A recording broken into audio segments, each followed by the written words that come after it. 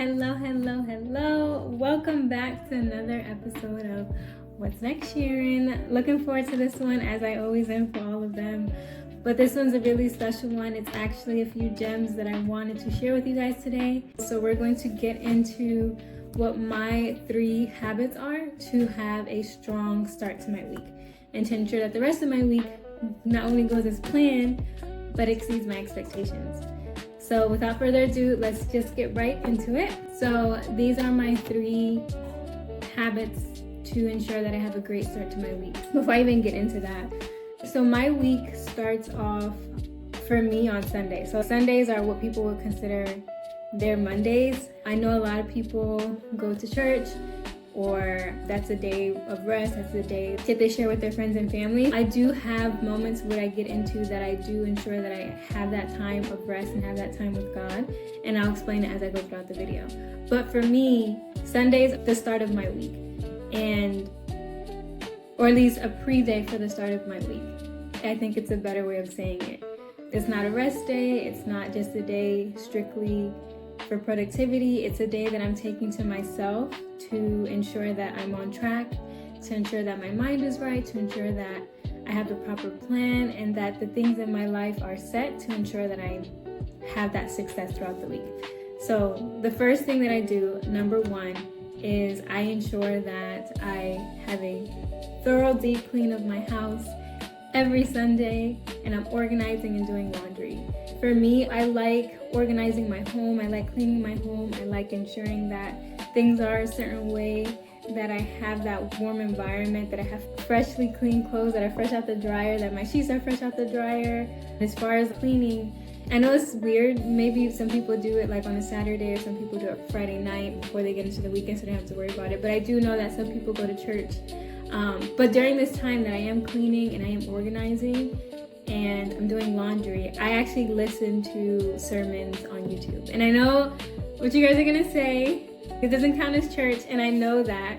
In my special situation, I live so far from my family, but given that I live so far from them, I don't necessarily have a church that I go to here.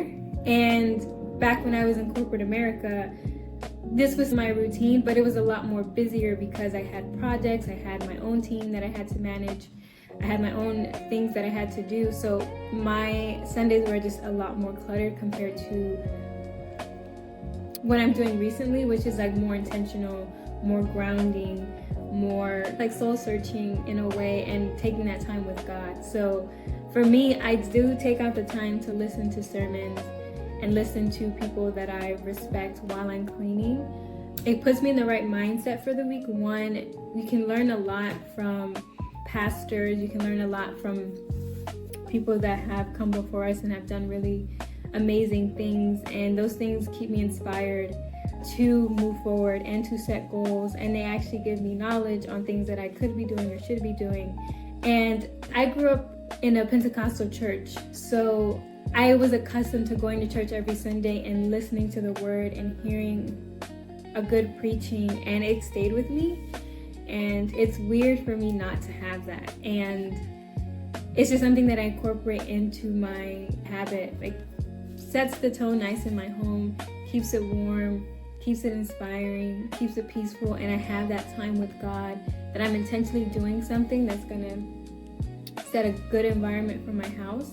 And then obviously keeping a nice clean space to welcome the presence of God in there. So that's just something that I do personally. I don't recommend it to everyone, for sure.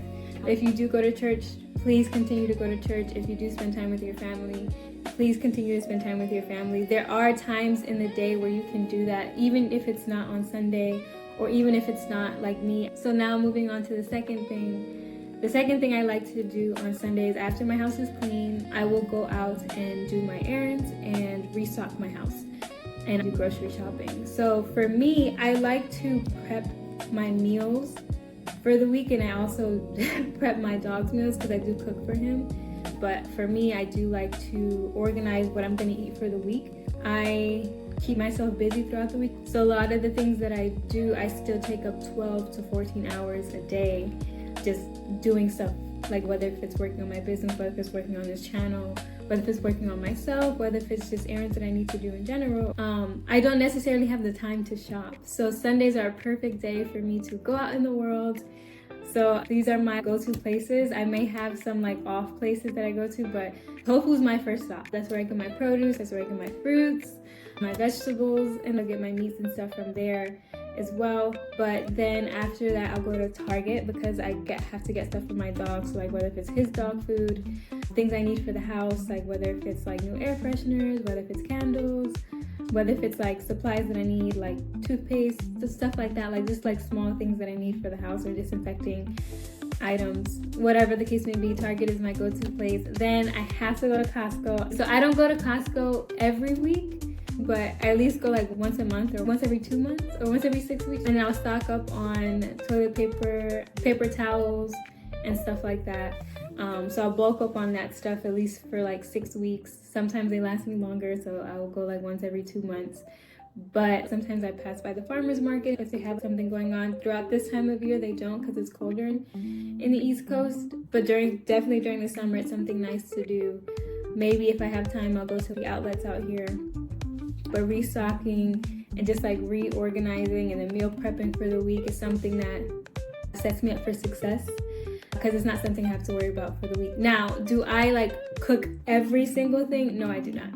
I'll cut up my vegetables, put in glass containers, and then I'll season my meat for the week. So when it comes to the day, everything's already away, but I still have fresh meals a day. So each and every day I still cook. It just takes me a lot less time because all this stuff is already prepped and ready to go. So it's just a matter of putting stuff in the oven, putting stuff on the stove, letting it cook for its respective time, and then enjoying my nice warm fresh meal each and every time. But yeah, that is another thing. So that's the second thing that I do to ensure that I have a strong week. So I find the 2 points that I made previous to this one are very important for me personally, and I think that it'll help a lot of people. Just instead of spending time throughout the week reorganizing or cleaning, I know like you have to do like your regular like 10-15 minute tidying up every day, like putting your coat away, putting your shoes away, or wiping down the counter or the kitchen after you finish cooking. Those things are still going to be a part of your day, but you're coming into a really clean space already, so it's just like minimal work. And restocking your fridge, having groceries in there, and prepping for the week, you take that extra time and you can put it in something else. And for me, I get lost and hyper focused on the things that I do, especially like when it comes to work and things that I'm passionate about. So I have to do that, because if not, I cannot tell you how many times that I look at the clock, it's 7 o'clock, and I'm just like, oh crap, I need to eat something. But yeah, even though those things are very important, what I was going to say is that this one here is the critical piece to ensuring that my week is 100% successful. And number 3 is planning out my weekly goals. So I know it sounds like pretty like obvious, like duh, but you'd be surprised how many people do not plan their weekly goals. Like they have like overall goals that they know that they want to accomplish, and they know they have things that they have to do throughout the week. However, I find it very, very, very helpful if you actually sit down, have intentional time to write down all the things that you want to accomplish throughout the week. I have my journal.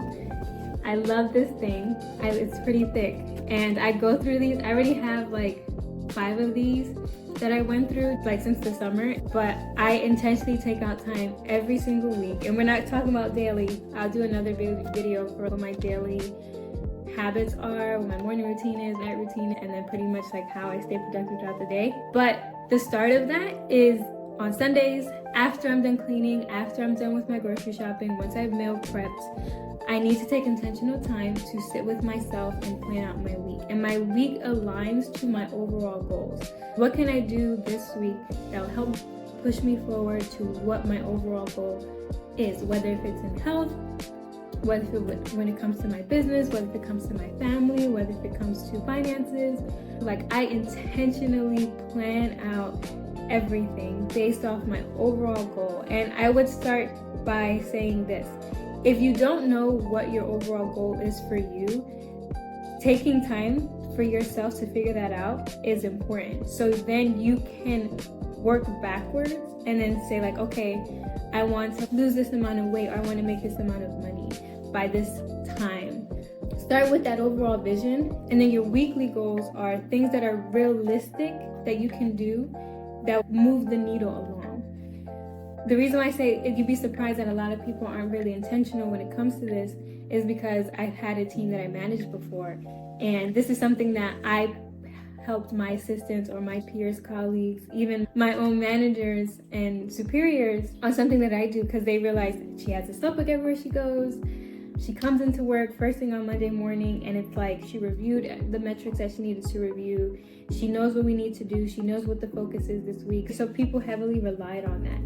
And I heavily relied on that because it really helped me push my career along, and it really helped me push my team along and help people grow and stay organized and make sure that we were on track.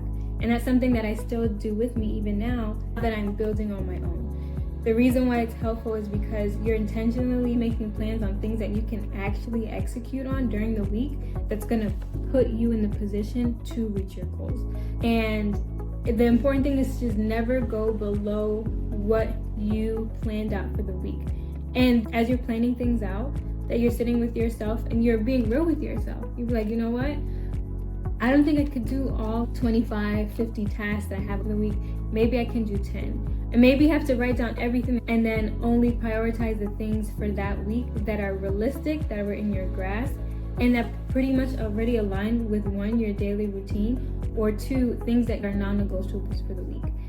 And the way that I break down my weekly to-dos are what are my non-negotiables, what are things that are important to do, and then what are the things that are low priority.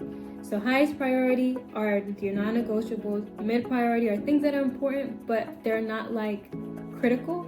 And then the last thing is least priority, which are things that don't have a tight deadline. And then once I break that out, and I'll even outline like what my Monday would look like, what my Tuesday, Wednesday, Thursday, Friday would look like, and I'll base that off of like actual deadlines and what my highest priority and least priority tasks are. And I'll flow that into my week based off of the tasks that I have to do.